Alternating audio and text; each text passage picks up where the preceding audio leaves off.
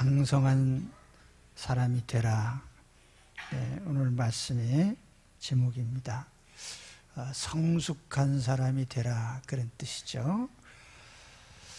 우리 사회의 가장 큰 문제는 인격적인 미성숙자가 아주 많다는 점입니다. 교회도 동일한 문제를 안고 있습니다. 가정생활이 힘들어지고 또 사회가 갈등이 많아지는 그 이면에는 바로 이러한 인격적인 미성숙의 문제가 자리 잡고 있습니다. 경제 문제나 혹은 군사적인 문제나 교육의 문제나 이런 이슈보다도 우리 사회를 더욱 심각하게 만드는 것은 바로 이 미성숙의 문제입니다. 언젠가 서울대학교 의대 연구팀이 군입대를 앞둔 20대 장정들을 대상으로 인성검사를 했습니다. 조사 대상자 5,971명 중에 약 45%가 정신적으로 미성숙된 인격장애인들이다라는 결과가 나왔습니다.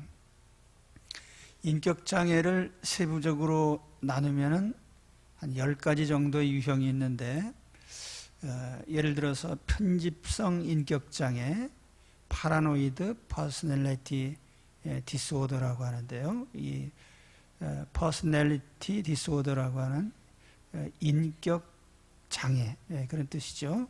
그 앞에 수식어가 하나씩 붙어 있어요. 편집성이라는 것은 다른 사람들을 아주 심하게 의심하는 성향입니다. 친구든 아내든 남편이든 자식이든 동업자든 의심하는, 맥베드 같은. 분열성 인격장애라는 것이 있는데, 이런 사람은 타인에 대해서 전혀 관심이 없는 이런 성향을 나타냅니다. 또 분열형 인격장애라는 게 있는데, 성격이 고약해서 접근이 어렵고 또 별난 주제에 집착하는 성향이 있어요. 경계선, 이 보더라인이라고 하는 경계선 인격장애가 있는데, 대인관계가 극단적이죠. 너무너무 좋아하다가 너무너무 미워한다든지, 또는 타인에 대해서는 폭력적으로, 또 자기 자신에 대해서 심한 경우는 자해를 하는 이런 성향을 가지고 있습니다. 반사회성 엔티소셜, 반사회성 인격장애는 다른 사람의 권리를 철저히 무시하고 침해하면서 마음의 가책을 전혀 받지 않는 이런 성향을 가지고 있습니다. 또 자기애성 인격장애라는 게 있는데요. 우리 그 나르시스트라는 말 있잖아요. 자기애성 인격장애, 자기를 과장되게 평가하고 또 인정받고 싶은 그런 욕구, 그 타인에 대한 공감의 결여, 이런 면들이 있습니다. 또 연극성, 혹은 히스테리컬 인격장애라고 하는데요. 타인의 시선을 받기 위해서 항상 애쓰는 그런 모습으로 드러납니다. 강박성 인격장애, 사소하고 세부적인 어떤 원리 원칙에 집착한다든지 하는 이런 완벽주의자들, 혹은 이제 회피성 또는 의존성, 이런 인격장애들이 있습니다. 자기 자신에 대한 자존감이 부족해서 또 다른 사람이 나를 어떻게 평가하는가에 지나치게 예민하다든지, 자기 결정력이 부족해서 남을 과도히 의존한다든지 하는 이런 면들입니다. 그런데 제가 지금 이걸 구체적으로 설명드린 이유가, 이런 성향들이 공통점이 있는데 대인관계에 어려움이 있다는 거죠. 대인관계를 잘 맺지 못한다는 점이에요. 자기 자신만 불편한 게 아니라 많은 사람들에게 피해를 줄 수 있어요. 극단적인 경우에는 이런 사람들이 사회적 폭력과 같은 이런 행위로 나타나는데, 예를 들어서 대구 지하철에 방황한 사람, 그 한 사람 때문에 192명이 사망했습니다. 미국의 존 웨인 크레이시라는 연쇄 살인범이 있는데 무려 40명의 소년들을 유인해서 살해를 했습니다. 근데 이 사람은 비즈니스 스쿨을 나와서 세일즈맨으로 있던 사람이에요. 그리고 자기 처갓집 식구들에게는 아주 가족을 잘 돌아보는 착한 사람으로 알려져 있었습니다. 그런데 이제 일자리 광고를 해가지고 찾아오는 소년들을 유인해서 살해한 이런 살인마인데, 그 주변 사람들에게는 그 모범적인 사회인처럼 그렇게 비춰진 거죠. 미국의 어떤 연쇄살인범은 변호사 사무실 직원이었고요. 1975년에 살인마 김대두라는 사람이 있는데, 그 이후에 최대 살인범이라고 한 정두영이 31살 때에 총 10명을 살해하고 8명에게 중상을 입혔는데, 놀라운 것은 그가 감옥에서 착한 사람으로 또 공부도 열심히 하고 검정고시로 고졸 자격증을 따고 또 동거녀의 부모들에게는 술, 담배도 못하는 착한 사람이다, 그렇게 인정을 받은 거죠. 그런데 주변 사람들에게는 그렇게 돼 있지만 사회에 엄청난 폭력을 행사하는 그런 사람이었던 것입니다. 그래서 이 인격적인 미성숙자들도 다 뭐 좋은 학교에 가고 경제활동도 하고 정치도 하고 또 결혼도 해서 가정도 가지고 있고 자녀도 기르고 그렇게 합니다. 그런데 이러한 미성숙자들이 부모가 됐을 때, 혹은 이런 미성숙자가 어떤 사회적인 직임을 맡았을 때, 혹은 이런 사람이 돈을 뭉태기로 벌었을 때 심각한 결과가 초래되는 것입니다. 요즘 사회 문제가 되고 있는 이 뭐 최순실 게이트의 그 이면에도 살펴보면은 그 권력에 접근하는 사람이 인격이 갖춰져 있어야 되는데 미성숙하단 말이죠. 거기에서부터 모든 이런 사회적인 문제들이 발생하게 되는 것입니다. 교회 공동체도 마찬가지예요. 예레미야 선지자가 이런 말을 한 적이 있습니다. 내 백성은 나를 알지 못하는 어리석은 자요, 지각이 없는 미련한 자식이라. 악을 행하기에는 지각이 있으나 선을 행하기에는 무지하도다. 또 사도 바울도 말하기를 이는 이제부터 우리가 어린아이가 되지 아니하여 사람의 속임수와 간사한 유혹에 빠져 온갖 교훈의 풍조에 밀려 요동하지 않게 하려 함이라. 그래서 이게 교회 안에도 우리가 이 인격적으로 미성숙할 때에 대인관계에 많은 문제를 발생을 합니다. 다른 사람들을 흉을 보고 또 멀쩡한 사람들을 이간한다든지, 그래서 이 인간관계를 위험하게 만드는 이런 요소들이 있는 것입니다. 그래서 오늘 우리가 이 미성숙의 문제를 굉장히 심각하게 다뤄야 돼요. 제가 볼 때 21세기에 우리 사회의 문제가 뭘까? 그 뭐 에이즈나 암이나 뭐 이런 문제보다도, 또는 어떤 경제 문제보다도 환경의 문제도 있고 핵무기도 있고, 그렇지만 이거는 전부 외부적인 요인에 불과하고 가장 큰 우리 사회적인 문제는 우리가 인격적인 미성숙자가 사회에 가득하다는 거죠. 그리고 이런 미성숙자가 어떤 권력을 가지거나 혹은 돈을 벌거나 아니면 지능이 높거나, 이게 다 문제가 되는 거예요. 심각한 문제예요. 또 이런 미성숙한 사람이 결혼을 해서 자녀를 가졌을 때 과연 자녀를 제대로 길러낼 수 있겠는가?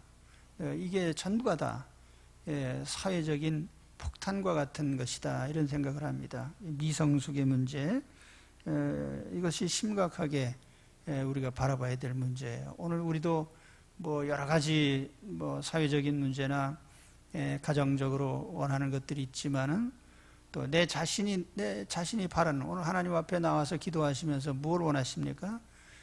가장 중요한 것은 내 자신이 인격적으로 성숙되는 것입니다. 바로 여기에 우리가 초점을 맞춰야 될 겁니다. 자, 오늘 말씀에 바울은 여기 두 가지 답을 주고 있습니다. 첫째로 형제들아, 지혜에는 아이가 되지 말고 악에는 어린아이가 되라라는 말씀이 있습니다. 악에는 어린아이가 되라. 이게 이제 첫 번째 우리에게 권고하는 거예요. 로마서 16장 9절에도 동일한 말씀하는데요. 너희가 선한데 지혜롭고 악한데 미련하기를 원하노라. 악한 일에는 아이가 되라. 성숙하지 않아도 될 부분이 있는데 그것은 나쁜 일, 악한 일, 죄 짓는 일, 이런 일에는 우리가 좀 무지하고 좀 몰라도 좋겠다. 우리 사회를 보면서 놀라는 일이 있는데 이 범죄가 진흥화된다는 거죠. 범죄가 진흥화된다. 점점 사악해져요. 인류 사회가 과연 발전하느냐, 퇴보하느냐. 여기 이제 사회학자들도 보면은 인류 사회가 발전한다는 생각을 가진 사람도 있지만 또 다른 측면에서 퇴보하고 있다고 얘기하는 사람도 있습니다. 물론 뭐 물질적으로 보면은 기술이 발전하고 또 물질적으로 풍족해지고 삶의 여건이 나아진 건 사실이에요. 지금 젊은 세대는 잘 모르지만은 저희 세대에는, 저는 사실 어렸을 때 등잔불 밑에서 공부를 했거든요. 호롱불 켜놓고, 그리고 이제 동네에 전기가 들어와서 백열전등을 켜고, 또 마을에 수도가 들어오면 또 놀라워하고, 그러면서 이런 것들이 이제 하나하나 이게, 그러니까 이게 문명적으로 보면은 상당히 급격한 호롱불 밑에서부터 해서 지금은 첨단 전자기기 시대에 살잖아요. 한 사람이 호롱불 밑에서부터 이런 첨단 기기를 사용하는 이런 시대까지 산 것은요, 굉장히 이게 격변입니다. 제 자신도 상당히 대견스러운 게, 내가 이런 격변하는 속에 적응해 왔다는 게 놀라울 뿐인데요. 문명적으로도 굉장히 격변해 왔고 또 경제적으로도 굉장히 발전되어 온 사실이죠. 근데 이런 발전을 내가 인정하기에 앞서서 다른 측면에서 보면은 인간의 품질이 너무 나빠졌다는 것, 여기에 대해서는 할 말이 없어요. 인간의 품질이 너무 나빠졌다는 것. 우리가 인격이라는 말을 쓰는데 요즘 사람들이 동물을 좋아해서 그런지 인격 외에도 소우자 우격, 개견자 견격, 돼지돈자 돈격, 그래서 우격, 돈격, 견격의 사람들이 너무너무 많은 거예요. 그러니까 거기다 사람 인자를 붙이기 힘든. 그래서 우리 사회의 범죄가 놀라울 정도로 성장을 하는 거예요. 성숙이라고 해야 될 겁니다. 범죄가 진흥화되고 있다. 보이스피싱 안 당해본 사람 거의 없을 거예요. 저희도 보이스피싱 저도 한번 당한 적이 있는데 돈은 안 줬어요. 근데 갑자기 우리 아들 목소리를 내면서 당신의 아들을 내가 납치했다 하면서 근데 하나님께서 지혜를 주시더라고요. 이미 이 사람들 손에 내 아들이 있는 게 사실이라고 해도 내가 좌우할 수 있는 게 아무것도 없으니까 슬그머니 전화를 끊고 확인을 해봤어요. 그랬더니 내 아들은 멀쩡한데 이놈이 거짓말한 거예요. 근데 아무튼 이런 지능적인 범죄, 사기꾼이 또 얼마나 그렇게 많은지, 그러니까 남의 등쳐먹는 사람이 너무 많아 우리 사회에. 그죠? 벼룩에 감 빼먹는 사람. 우리나라에서 하루 평균 35만 명의 남자들이 성매수를 합니다. 예. 그런데 사실 이런 성매매 산업의 규모를 보면은 우리나라 농업과 어업을 합친 규모보다도 큽니다. 그러니까 얼마나 많은 사람들이 범죄에 매달려서 먹고 사느냐는 거죠. 요즘에는요, 조폭이 옛날처럼 주먹만 휘두르는 게 아니에요. 기업을 만들고 주식 투자를 하고 합법을 가장한 이런 일들을 합니다. 그러니까 미국 같은 경우에는 마피아가 FBI의 이삿짐을 날랐다, 그런 얘기가 있어요. 그런 정도로 지능화되고 있다는 거죠. 지금 세계에서 컴퓨터를 가장 잘 다루는 사람이 누굽니까? FBI도 아니고 바로 해커들이죠. 악성 해커들. 놀랍습니다. 근데 만일 이런 세계를 움직이는 지금 이제 AI라고 하는 거죠. 그 Artificial Intelligence라고 해가지고 인공지능. 이게 이제 미래 사회의 사회 변혁을 가져올 가장 큰 중심이 될 텐데요. 이세돌도 알파고한테 졌잖아요. 그러니까 사람이 생각을 한단 말이에요. 컴퓨터가 이제 생각을 하고 대응을 하고.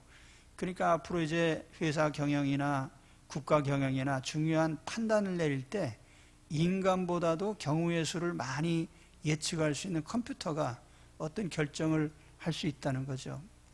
근데 만일 그러한 두뇌를 악한 자가 가지고 있다라고 생각했을 때는 참 아찔한 얘기인데요. 그것이 요한계시록에 실제로 나옵니다. 그래서 이 말세의 세상에 마귀가 권세를 잡고 그래서 사람들에게 상거래를 할 때 반드시 허가를 받아야만 될, 그잖아요. 666의 표시, 계시록에 나와 있잖아요. 악한 자들이. 그죠? 이런 세상에서 우리가 어떻게 대응을 하면 되느냐라는 것인데, 악에는 어린아이가 되라고 합니다. 오히려 모르는 게 낫다. 그리고 어린아이라는 이 말 속에는 순수함, 혹은 진실함, 그런 의미가 여기에 포함되어 있는 거예요. 정직하고 공의롭고 진실하고 순수한 그런 면이 오히려 악을 이기는 길이 될 것이다. 그러니까 우리가 악을 악으로 대응해서 이길 수는 없다는 거죠. 우리가 가진 무기는 악이 아니라 오히려 선이고 순수함이라는 거죠. 그러니까 예수님께서 내가 너희를 세상에 보내는 것이 양을 이리 가운데 보내는 것 같다. 그런데 주님이 하신 말씀이 너희는 뱀같이 지혜롭고 비둘기같이 순결하라, 이렇게 얘기를 했어요. 그러니까 이 이리떼 같은 사람 속에서 우리가 대응할 수 있는 방법은 악이 아니라 오히려 순결함이다, 이렇게 얘기를 하는 겁니다. 그것이 우리 하나님의 대응법이거든요. 그래서 여기에 악에는 어린아이가 되라라고 하는 이 말씀 속에 답이 들어있는 겁니다. 우리가 이 악한 세상 속에서 어떻게 대응해야 되느냐. 어린아이의 순수함으로 돌아가야 된다. 칠레에서 이런 일이 있었다고 그래요. 어떤 강도가 버스에 올라타서 칼을 뽑아들었습니다. 승객들을 위협하고 돈을 털려고 하는데 그때 바로 버스 뒷자리에 중년 부인이 소리를 치면서 뛰어나갔습니다. 야, 이게 무슨 짓이냐? 너 창피한 줄 알아라. 나는 내가 부끄러워서 얼굴도 못 들겠다. 당장 칼을 이리 내라. 너 얼굴은 왜 그렇게 더럽냐? 너 좀 부끄러운 줄 알아야 돼. 이렇게 얘기를 하니까 이 젊은이가 주춤주춤 하다가 버스를 내렸어요. 근데 이 부인이 뒤쫓아가서 막 뭐라고 하니까 무릎 꿇고 앉아서 싹싹 빕니다. 예? 잘못했습니다. 강도질 하려고 그런 게 아닌데 잘못됐습니다. 다시는 이런 짓 안 하겠습니다 하고. 그래서 그 부인이 당신 누구요? 그랬더니 내가 얘 엄마요. 예. 그러니까 무슨 강압적으로 어떤 훈계를 하고 그런 게 아니라 그 엄마의 사랑과 순수한 마음이 그를 제압할 수 있었다는 거죠. 오늘 우리도 이 사회가 악한 자들이 점점 악해지잖아요. 그리고 진흥화되고 이 악한 세대를 우리가 어떻게 다스려 갈 거예요? 악에는 오히려 우리가 어린아이와 같이 되는 것이 더 바람직한 대응법이라는 거죠. 그죠? 여러분, 죄가 발전하고, 범죄가 진흥화된다고 해서 우리도 그렇게까지 될 필요는 없는 거예요. 악에는 좀 어리석어지고 순수해지는 것도 우리에게는 바람직한 일입니다. 그래서, 세상에, 이러한 범죄와, 특히 많은 미성숙자들 속에서 우리가 취할 수 있는 첫 번째 방도가 바로 그것입니다. 우리는 순수해져야 되겠다라고 하는 거죠. 악에는 어린아이가 되라. 이 말씀을 마음에 새기시기 바랍니다. 그 다음에 두 번째는 지혜에는 장성한 자가 되라. 이런 말씀을 했습니다. 지혜에는 장성한 자가 되라.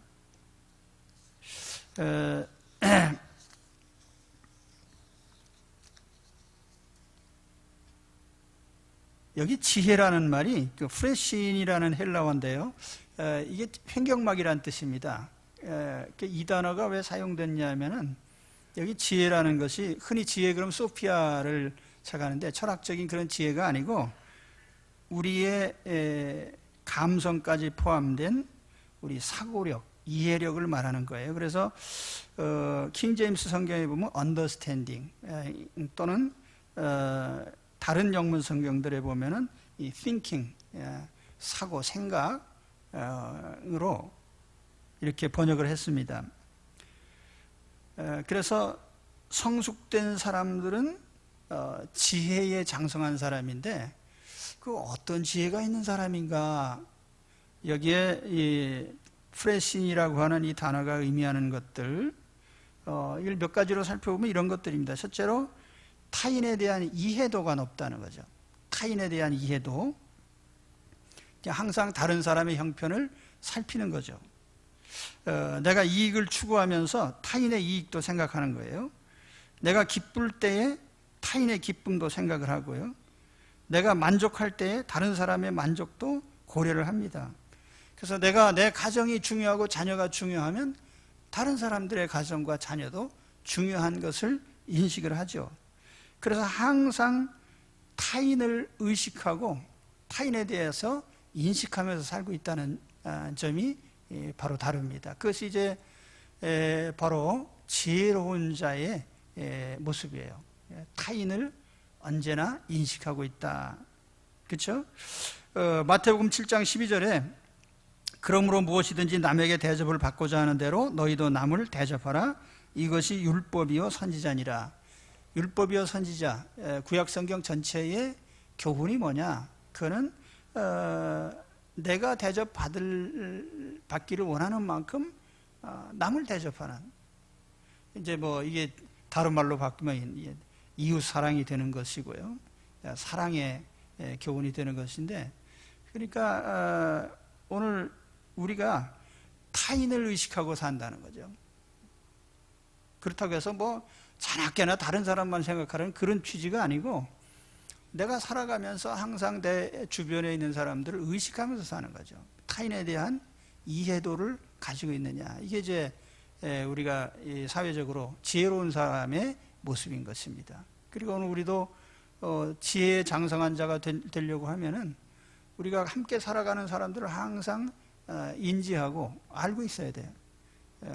타인에 대한 이해를 높일수록 우리가 관계는 더 좋아질 겁니다. 그렇죠? 그 다음에 두 번째는 성숙된 사람은 이 감각적인 것보다는 이성적인 사고를 더 존중합니다. 어린아이가 되지 마라라는 여기 말씀을 했는데요. 어린아이의 특징이 뭐냐면은 감각적이고 이성적인 사고는 깊지를 못합니다. 그러니까 우선 느낌이 오면 반응을 하지만은 깊이 생각은 안 한다는 얘기예요.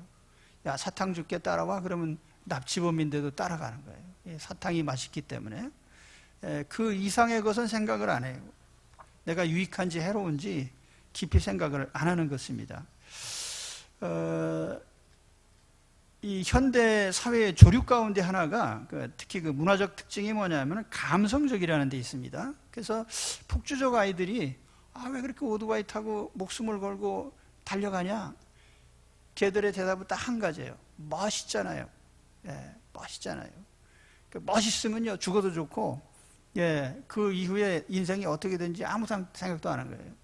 혹시 부상당해서 평생 장애인으로 살아가는 이런 데서 생각을 안 하는 거예요. 한순간 멋있으면 되는 거예요. 그게 이제 감성적인 삶의 모습이죠. 요즘 CF 광고들을 보면은 어떤 거기에 카피보다도 그 어떤 말로 표현하는 것보다도 그 영상들이 아주 빠른 속도로 이렇게 진행이 되는데, 제가 요즘 제일 재밌게 생각하는 게 뭐냐, 술 광고예요. 소주 광고. 근데 제가 옛날에 청년 때 술 너무 많이 먹거든요. 그래서 소주 맛을 아는데 맛없습니다. 엄청 쓰고요. 목공에 남길 때는 아주 그냥, 그런데 그 예쁘게 생긴 탤런트가, 여자 탤런트가 술잔을 들고서 활짝 웃으면서 이렇게 먹어요. 설탕물 먹는 것처럼. 그러니까 그 젊은 애들이 아무 생각도 없이 술이라는 건 저렇게 맛있는 거구나 그러고서 맛있는데 쓰거든요. 쓰지만 그 탤런트를 연상하면서 먹어야 되는 거예요. 그게 뭐예요?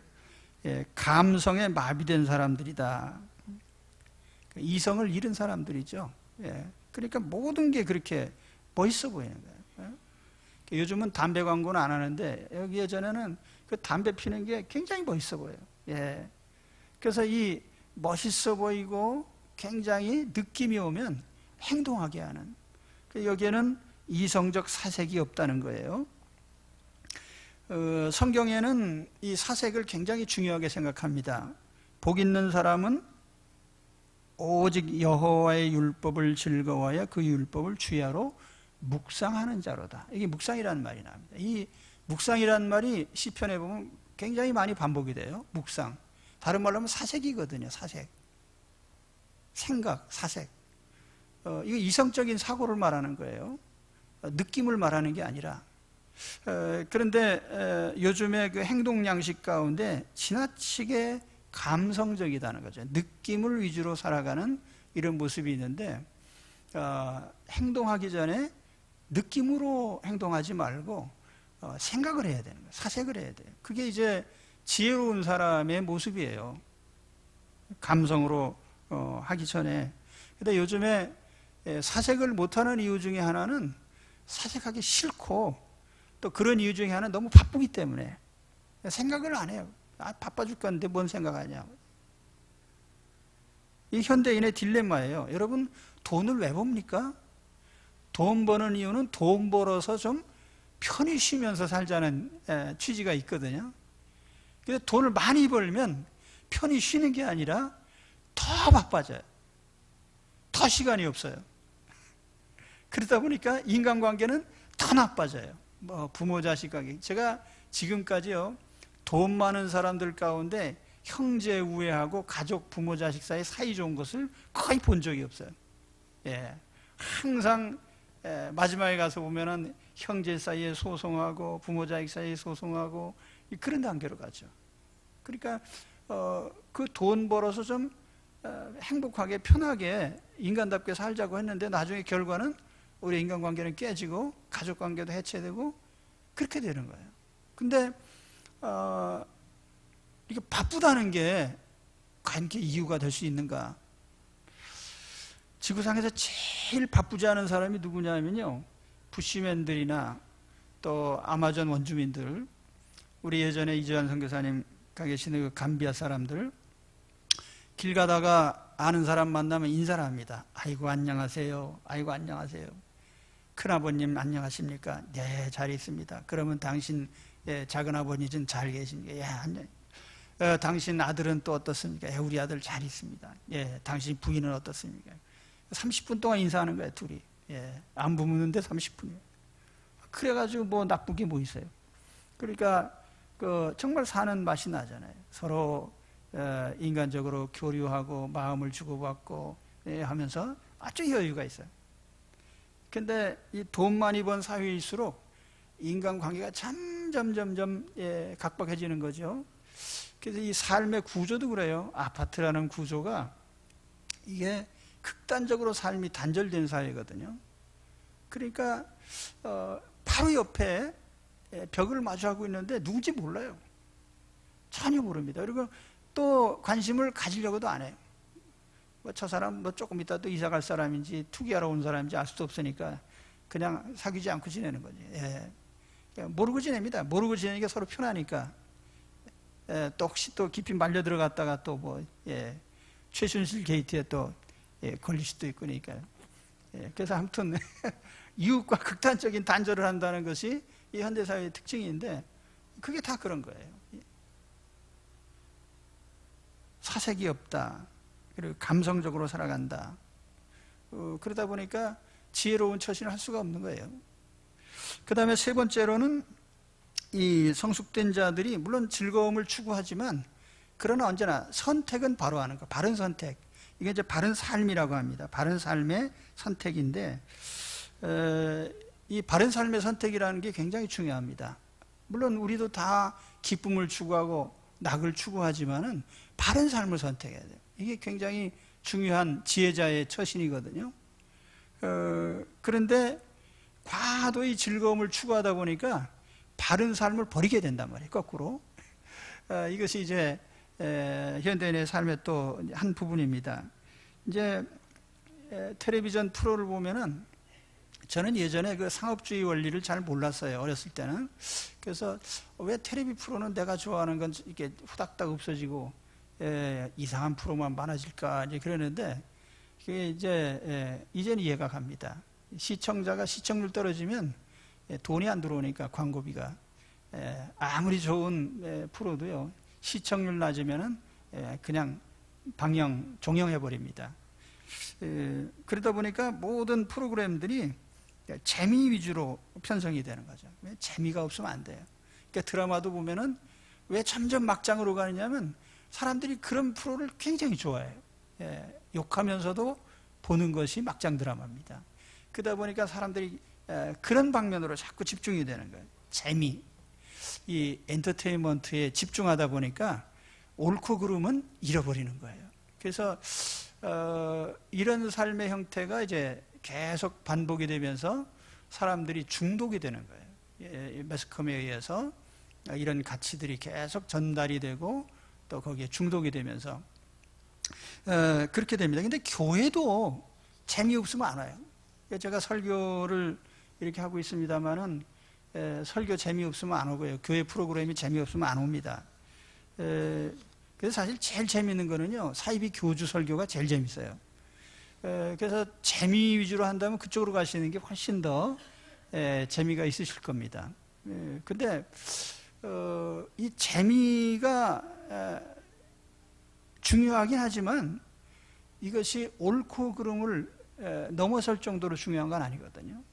그래서 우리 그리스도인들은 어떤 면에서는 재미있는 삶을 따르긴 해야 되지만은 그러나 그런 가운데서 바른 선택을 해야 돼요.